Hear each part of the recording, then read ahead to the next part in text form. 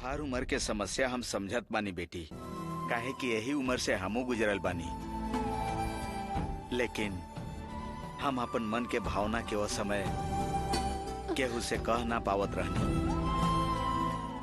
मन में ही छुपा के रखत रहनी। समाज के रीति रिवाज मन के बात केहू से कहे ना देत रहे। कैसन बात करत तनी पापा? हमरा सब पता चलेला बेटी। रुका विरूपाक्ष।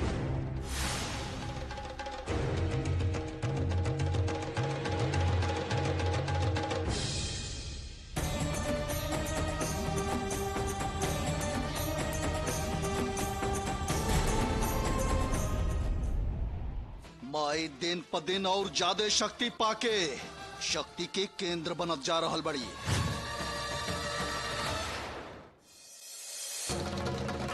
हमनी ये भरम में बानी कि हमनी के युक्ति से माई के शक्ति कम हो गईल बा। यही से हमनी के कई सारा षड्यंत्र टूट रहल बा और ई माता के चमत्कार हद से बाहर हो गईल बा।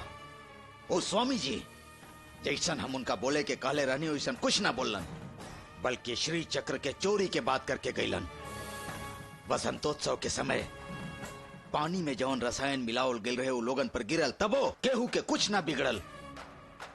मंदिर के खाना खैला के बाद वो मारकंडे और ओकर पूरा फोर्स पेट के जलन से तड़पत रहल।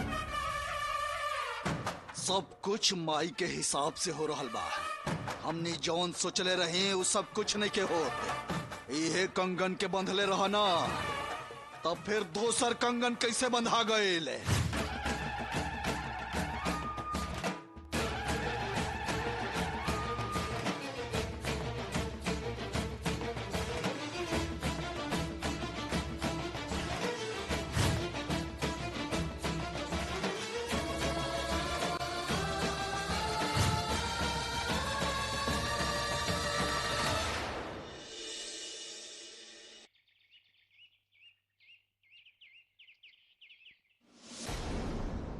माई हम मंदिर जात बानी।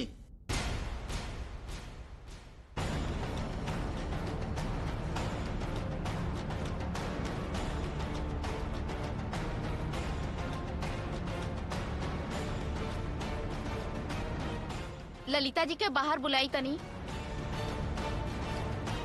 ललिता जी, ललिता जी।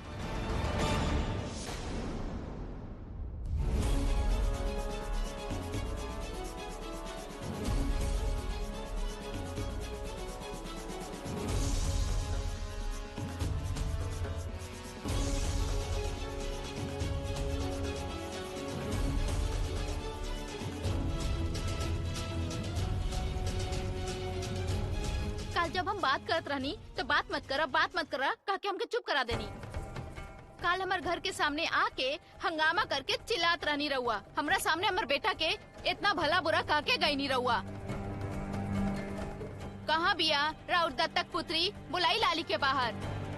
तू जवन कहे खातिर रह जायल बड़ू हमसे कह तू, हम लाली के बाहर ना बुलाई। काहे ना बुलाई रहुआ? बाहर बुलाई तो सारा भेद खुल जाई ना। देखी रउआ काल का कहले रही, हमार बेटा राउर बेटी के पागल बनैले बा। अरे ना, राउर बेटी ही हमार बेटा के पागल बनैले बिया। अपन जबान संभाल के बात करत तू। हमार घर के भीतर आके हमार मुंह के सामने बकवास करत रहू तू। अच्छा तो रउआ का कैले रहनी? उहे कैले रहनी जो आज हम करतानी। हमार बेटा कुछ भी गलत नहीं के कैले, यही से हम रउआ से आराम से बात करतानी। देखी हमार बेटा बंगारी के राउर बेटी लाली से प्यार चाहे शादी करे के कोनो इरादा नहीं खे, ना ही ऐसा बुरा दिन आइल बा। और राउर जौन दत्तक पुत्री भी है ना लाली, और ओकर बाप डम डमाडम बाजा बजावेले, वो मरल इंसान के लाश के सामने। ऐसा घर के लड़की के अपन घर के लड़का से शादी करा के ऐसा बुरा दिन नहीं खे आई। भले हमनी गरीब बानी, बाकी हमनी के भी मान मर्यादा बा। हमनी के घराना भी अच्छा बा, हमनी के भी संप्रदाय संस्कार सब कुछ बा।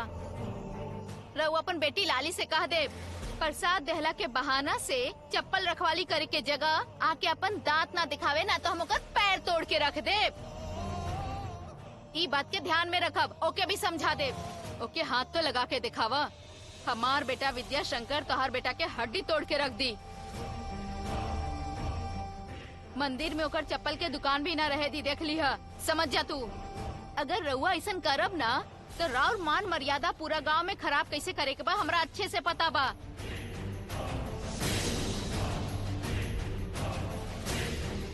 अब रउआ इस सब बात के छोड़ दी। हमार बेटा राउर बेटी के लगे ना जाई। अगर ये ऐसा कुछ दोबारा करी तो जौन करे कही रउआ करब, हम कुछ ना कहब।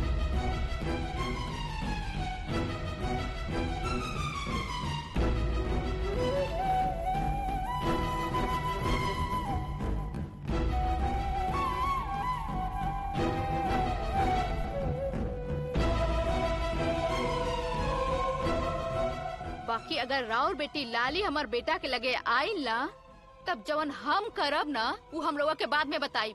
जवन तारा करे के बा कर ला तू। हमार बेटी के कैसे रखे के बा हमके सब पता बा। ठीक बा देखल जाई।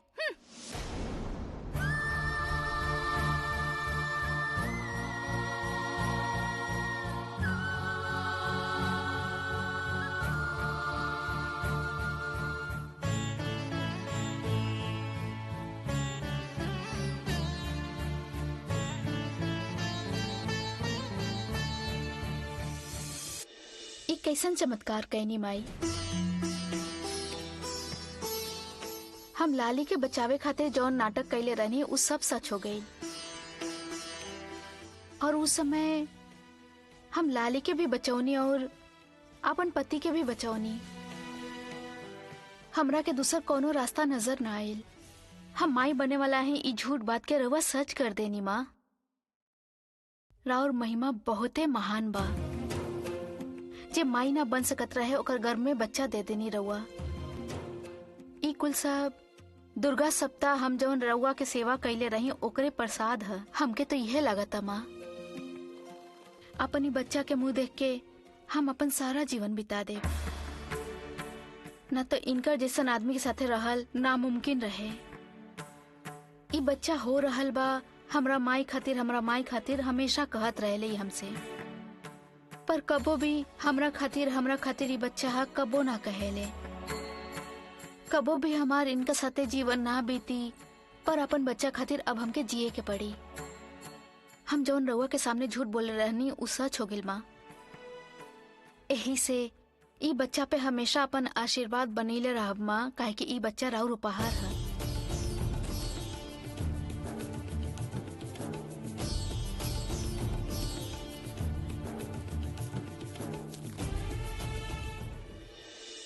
इतना साल में बस इहे एगो काम अच्छा कैले बाड़ू तू।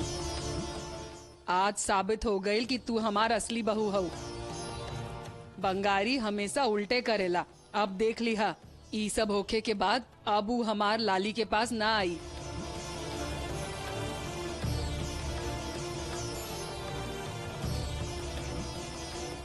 जय दी माँ जी, हम कुछ भी कर ली बाकी रउआ कभी भी खुश ना रह सकीला। एगो सास कबो भी बहू के माँ न बन सकेली, बहू कबो बेटी न बन सकेली। ई सही बात है। अरे ललिता, हम तो तहार तारीफ कर रहल बानी। तू अच्छा काम कैले बाड़ू। तू ऐसन काहे समझ रहल बाड़ू? 28 साल से ही घर में रह के हम अपन जान दे देले बानी। बाकी राउर नजर में कर कोनो गिनती नहीं खे। रउए बताई रउआ खातिर हम का करी। ओ ता तू ऐसन समय के इंतजार करत बाड़ू। अच्छा तू इतना सब सोच रहल बाड़ू का? तहार माँ तहरा के हमरा हाथ में सौंप के गईल रही, उनकर बारे में तक कुछ सोचा? और ओकरा बाद वो गंगा नहाए चल गईली, तहरा बारे में एक बार भी ना पूछली। तू ही बतावा, पूछल चाहत रहे कि ना? तहरा पाले के सब काम हमरे रहे का, उनकर कुछ ना रहे? दया करके हमार माई के बारे में कुछ मत कही। हम ही घर में आयल बानी तो सब कुछ सह सकीला तो हमरे के कही। हमार माई के कहे के कोनो जरूरत नहीं खे। देख लेनी तहार आवाज कैसे बदल गई।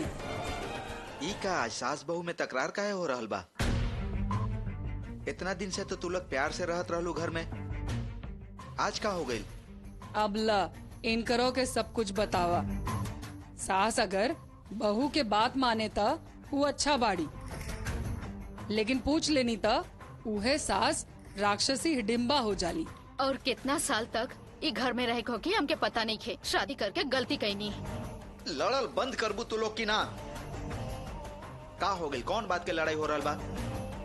का हो सकेला? सुनीता माँ बने वाली बाड़ी ना, और 2 महीना के बाद सुनीता के ई घर में लाके रखब, इहे बात है ना।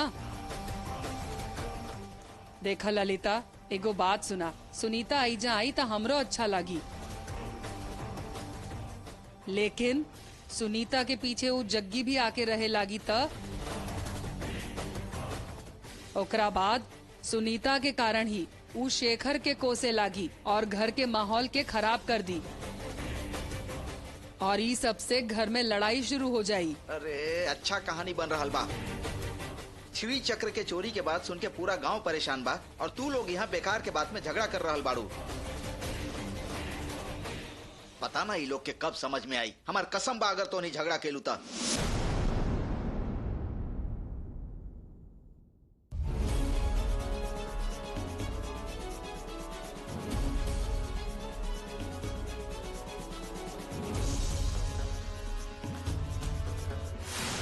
माता चाहे कितनो चमत्कार दिखा देस, कितनो खेल खेल लेस, बाकी शक्ति विहीन होके हमरा सामने खड़ा होके के ही पड़ी।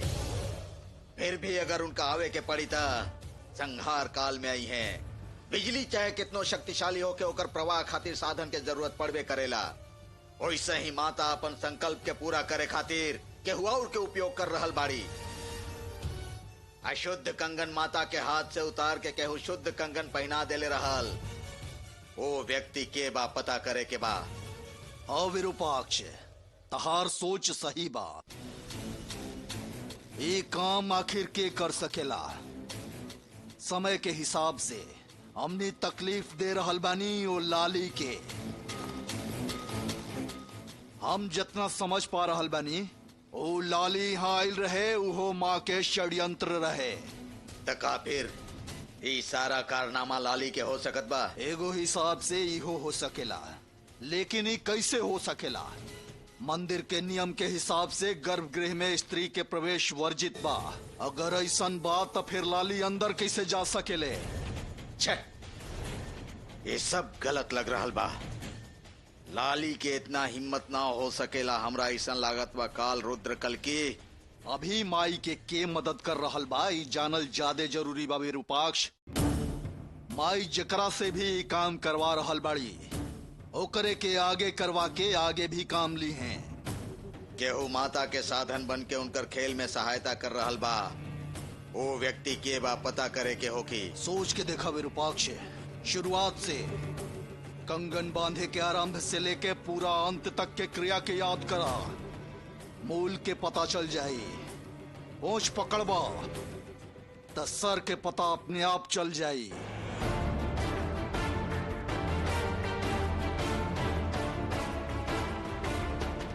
विरूपाक्ष शास्त्री जी, ज्यादा समय नहीं खे, रउआ कहीं मत जाई, संकल्प करा के जाई। माँ जी बोलावत पड़ी, अब ये घरे जाए पड़ी, उनकर चाचा मर गिल बने। शास्त्री जी, राउर घर तो मरनी के घर हो गइल बा, छुतका लागल बा। रुआ कंगन कैसे बांधब? 4 बजे तक रुआ आ जाए, ओकरा बाद मुहूर्त अच्छा नहीं खे।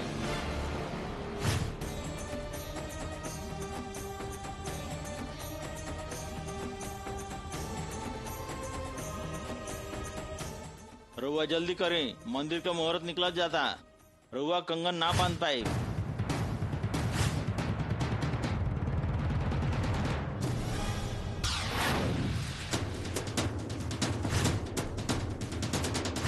रुआ आवे में देरी होखत रहे और मुहूर्त के समय भी निकलत रहे। यही से शंकर शास्त्री से संकल्प करवा लेनी।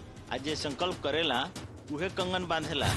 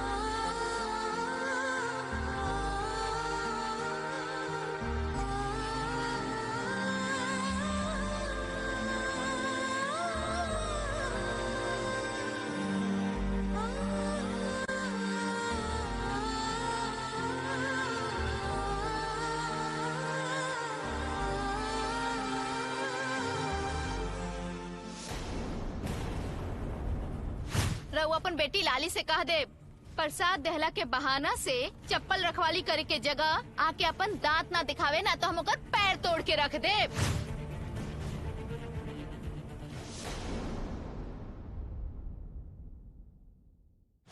हमार बेटा राउर बेटी के लगे ना जाई। अगर ये ऐसा कुछ दोबारा करी तो जौन करे कही रउआ।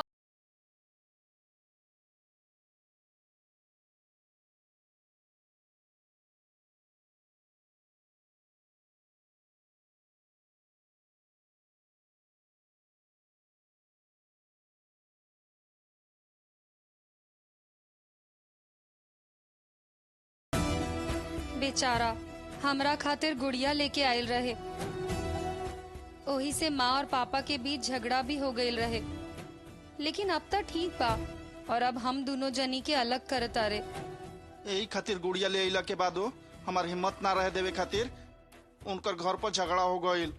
अब हमनियों के दूर कर देले बा। इ लागत है सब के कारण ही गुड़िये बा।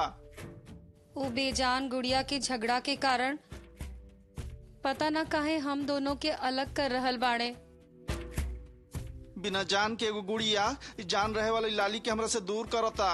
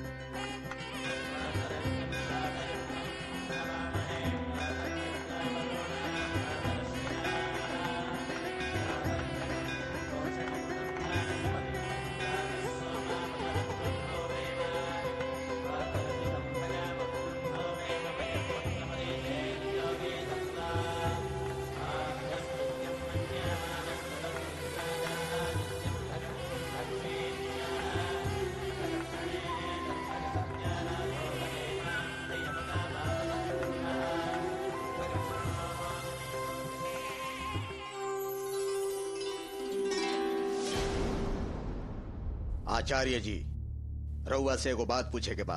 पूछी विरूपाक्ष शास्त्री जी। कंगन बंधला के बाद मंदिर में रह के 24 घंटा रखवाली करे वाला एकमात्र रउए बानी। सारा रात रउआ बैठ के अग्निकुंड के रखवाली करत रहनी। माता के कंगन बांधे वाला एकमात्र हम रहनी। हम छूत में पड़ गई नहीं, ऐसे हमरा जगह पर कंगन शंकर शास्त्री बनले। यह बात बा ना? हाँ। बाकी हमार बांधल कंगन था ई बा।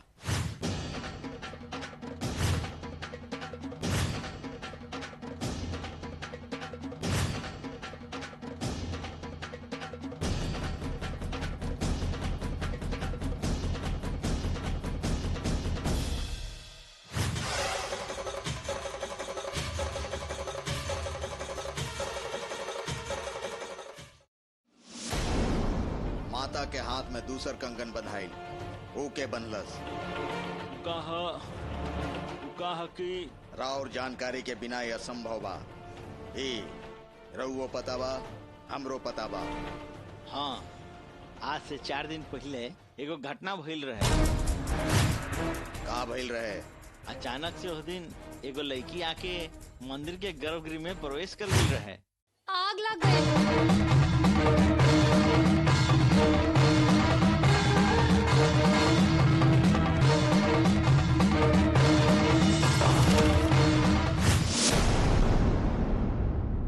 मंदिर अशुद्ध हो गई रहे, कंगन भी अशुद्ध हो गई रहे।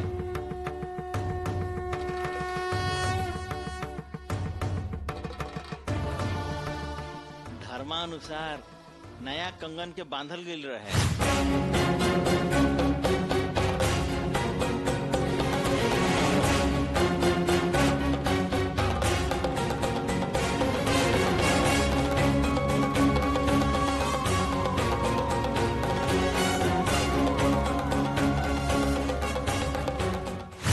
बाकी कौनो गड़बड़ ना हो जाए यही खातिर हमनी के शंकर शास्त्री के बुलेले रही जा, उहे नया कंगन बदले माता जी के।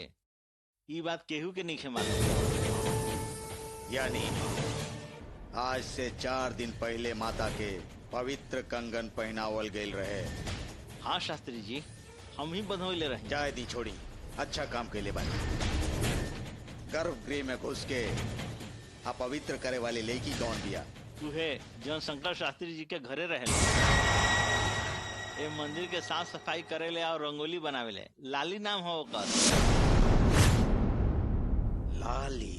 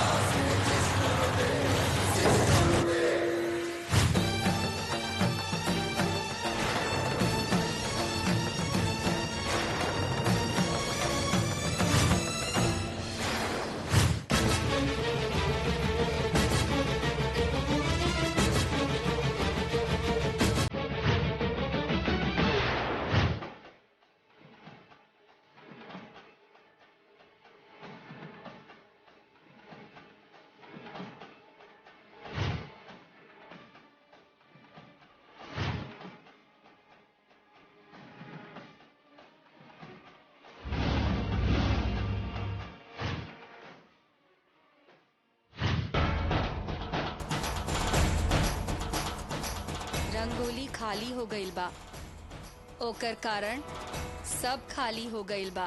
ओकर रख कर अब का करी? फिर से एकरा के भरे के पड़ी ना। कोई भी चीज ऐसे ही खाली नहीं खे छोड़े के।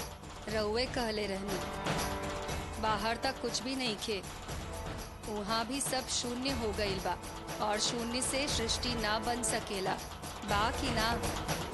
केहू चटाई के नीचे छुपेला त रउआ जैसन रंगोली के नीचे छुपे के कोशिश करत रहेला। ओकरा खातिर त चाही ना रंगोली।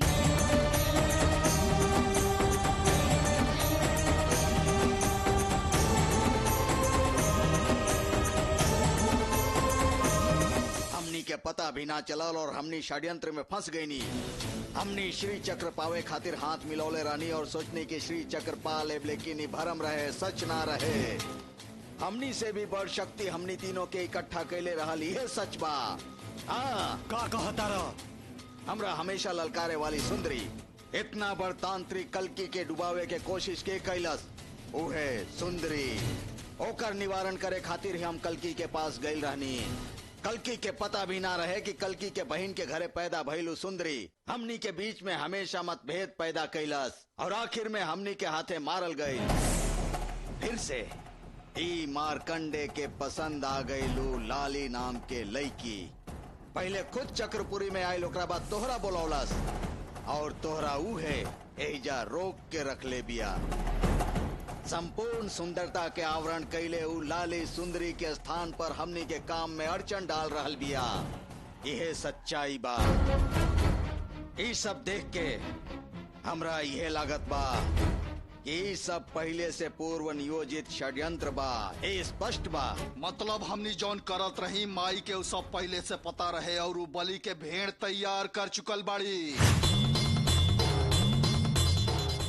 हमनी तीनों माई के बलि के भेड़ बानी। बलि हमनी क्या है? ई मुमकिन ना हो सकेला। हमरा के सब मालूम बा। ई मारकंडे कबो केहू के बलि ना हो सकेला। ना मारकंडे, हमनी जैसन सोचा तनी उतना आसान नहीं खे। अगर युद्ध सीधे होखे तो हम जीत सकत बानी, बाकी हमनी के तंत्र के खिलाफ अगर वो तंत्र करी है तो से बाचल हमनी खातिर मुश्किल बा। अब आगे से हमनी के सावधानी से ओ माई के हरावे खातिर होशियारी से कोनो चाल चले के होगी। हाँ, का करे के बा, कैसे करे के बा, यह सोचल जाओ। अब समय बहुत कम बच गिल बा। श्री चक्र उद्भव होके के समय नजदीक आ रहल बा।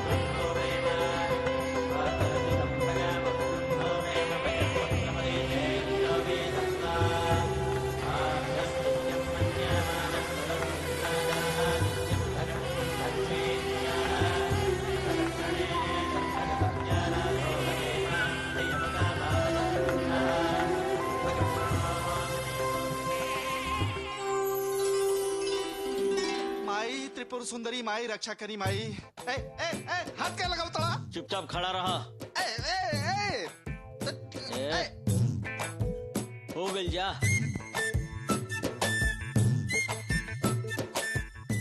जोन पुलिस वाला बा हाथ को टोक के देखत रहे। ऐसा चेकिंग तो आज तक भरले न रहे। अब मंदिर के भीतर चेकिंग करवा कहीं जा पाइबा, समझ लो। श्री चक्र के चोरी होके के खतरा बढ़ गइल बा, इसे सब होता। अरे तो श्री चक्र के रक्षा खातिर हमारो चेकिंग होगी का? ए, चोर झूठा धर्म भ्रष्ट सब केहू के माथा पर ना लिखा रहेला। भीतर जाए के बाद चेक कैला के बाद जाए दीहन। ई तो बढ़िया बात बा। श्री चक्र के रक्षा खातिर पूछो करा, कोनो दिक्कत नहीं है। श्री चक्र के चोरी के खतरा बढ़ला के बाद पुलिस वाले ज्यादा पहरा देवे लागल बड़न। और जवन मारकंडे नाम के पुलिस बावे नु वो बहुत कड़क बावे। ये तो बढ़िया बात बा। मंदिर के रखवारी करे में पूरे गाँव के रखवारी हो जाए। दोनों कारण से श्री चक्र चोरी ना होके के चाहिए। ये हमने के गांव के प्रतिष्ठा के सवाल बा। तारा के उस सेवा करे खातिर कहले बा। अरे हाँ पंचम, अपन होके वाला बच्चा के नाम से उत्सव सेवा में नाम लिखोले बनी। कुल मिला के हमार सुनीता के बढ़िया से एगो प्यारा बच्चा हो जाए तो हमार माई ओकरा के गोदी में लेके एकदम खुश हो जाई हैं, तो हमारी जीवन सफल हो जाई। हम बस इतने चाहता नहीं। हम तो देखते बानी और सुनते बानी, माई आई है, माई आई है, माई ई करी है, माई ऊ करी है। खाली इतना दिन से उनका नाम सुनता नहीं, बाकी आज तक उनका कहता के देखने के पहले ना। और तहर माई आवत कहाँ से बाड़ी? हरिद्वार से कि हिमालय पर्वत से? अरे वो गांव से आवे वाली बड़ी। अगले हफ्ता में वो आ जाइए। माई मने साक्षात भगवान, साक्षात भुवनेश्वरी। बस अपन पोता के देखे खातिर उनकर प्राण अटकल बा, समझ गिला? तहरा माई के आयल तो एगो जासूसी कहानी के जैसन रोचक बनल जाता। के हो महादेवी, हमनी के माई जैसन बाड़ी।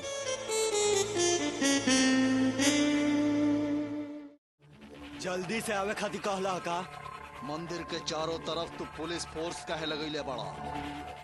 एमे तहर का उद्देश्य बा? हमार उद्देश्य का रही? श्री चक्र के रक्षा। श्री चक्र के कब्बो हम चोरी ना होके दे। श्री चक्र चोरी भइल तो ऊपर वाले के सामने सर झुकावे के पड़ी, ऊपर वाला के हमरा उत्तर देवे के पड़ी।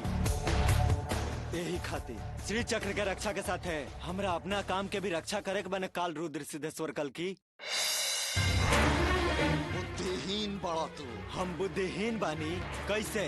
तहारी पुलिस के काम ए जन्म के बाद, बाकी तहार श्री चक्र के काम जन्म जन्म के बाद।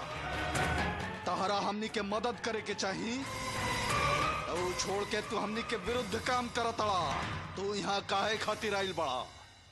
हमनी से हाथ मिला के श्री चक्र के पावे खातिर, हमनी के बाधा बने खातिर ना।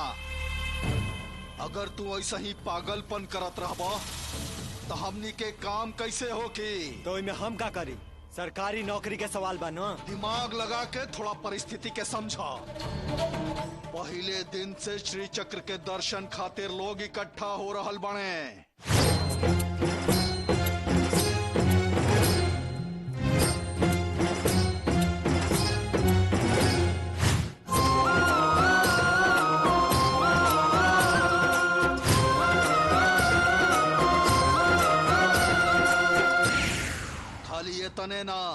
हमनी के सब तंत्र के खिलाफ तंत्र करके हमनी के काम रोक रहल बड़ी उ माई।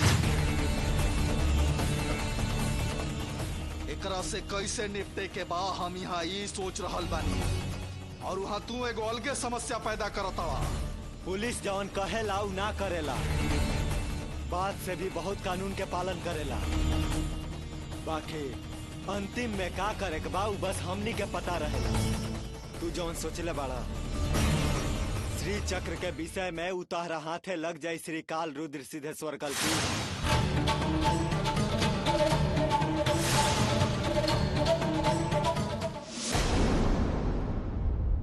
बाकी हमू विरूपाक्ष शास्त्री के ऐसे ना छोड़ सकीला।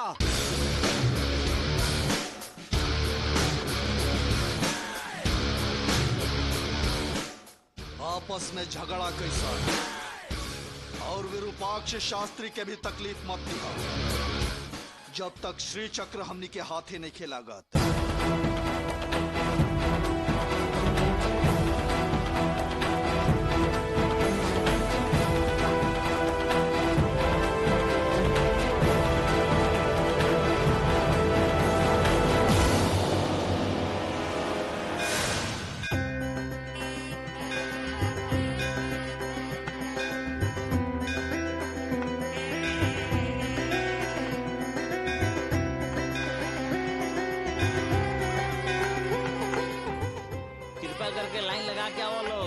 करके आओ लोग, जल्दी करो जल्दी करो।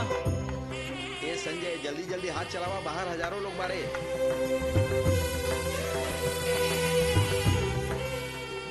महालक्ष्मी च विद्महे विष्णु पत्नी च धीमहि तन्नो लक्ष्मी प्रचोदयात्।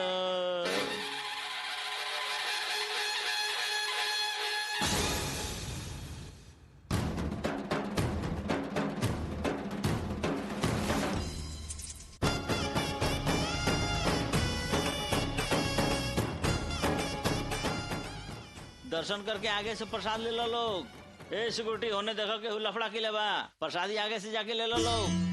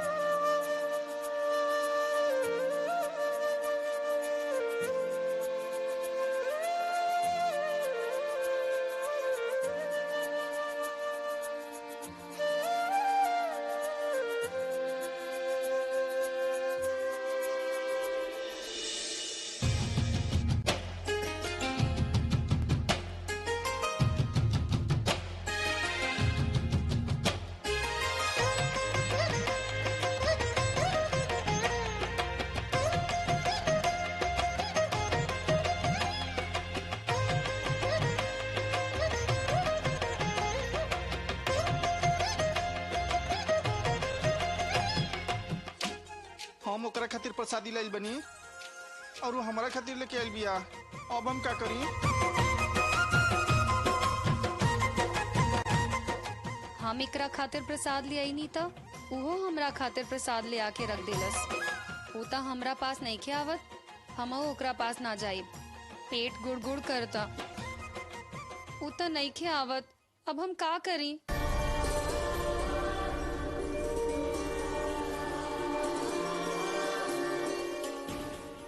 कैसन बाड़ी? चुपचाप बैठल बड़ी। हमरा के एक भी आवाज दे के बोला ना सकेली का? बेवकूफ, इतना देर से चुपचाप बैठल बानी, इंतजार करत बानी, पता न कब आई। कितना घमंड बा ओकरा। तारा जितना देर बैठे के बा उतना देर बैठ, जब तक ना बोलेबू हम नहीं आवे वाला।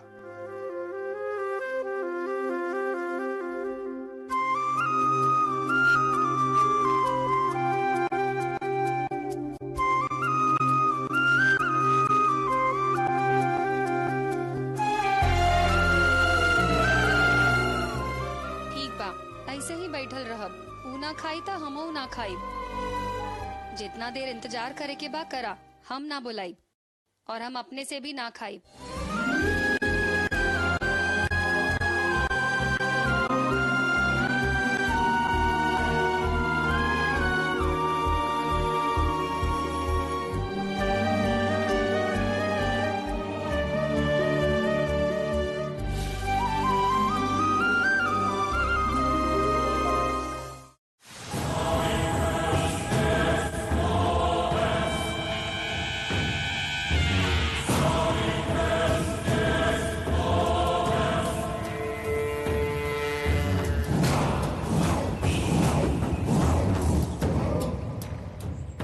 आई शास्त्री जी, बात समझ में आइल? स्वामी जी आइल रह ना, बोले से अच्छा भइल कि उ माता जी से बुलवा दिले। एक बार उद्भव होखे वाला श्री चक्र लागत आप फिर से जमीन के अंदर चल जाई। यह भविष्य बतैला हमें ना। रुआ कुछ और सोच ले रहे। स्वामी जी जन बोलने उहे सत्य बा। अब तो रुआ समझ जाई विरूपाक्ष शास्त्री जी, सूर्योदय वाला सूर्य अब अस्त हो रहा बा। गिरल पानी सूख जाला। ऊपर आवे वाला श्री चक्र माँ के चरण में लीन हो ही जाए के चाहिए। अगर शुरुआत भइल बा तो अंत भी होखी। दुष्ट लोगन के विनाश भी निश्चित बा। ई श्री चक्र सूर्य चंद्रमा जैसन पवित्र बा। अगर ओकरा के असत्य और अनैतिक विधि से पावे के कोशिश करब तो राउर दुर्गति निश्चित बा। श्री चक्र के वश में करके हम ही राजा बनब, यह सोच के रुआ इतरात रही ना। अब देखी राउर चोरी करे के इच्छा के जग जाहिर करके लोगन के सतर्क कर देली। वो अपन शक्ति दिखावत रही। अब रुआ श्री चक्र के छू भी ना सके नहीं। अगर कुछ भी एने ओने भइल ओकर जिम्मेदार हुआ हो खब। अगर फिर से वह गलती दोबारा कईनी तो पूरा जिंदगी भर रुआ विकलांग होके रहे के पड़ी।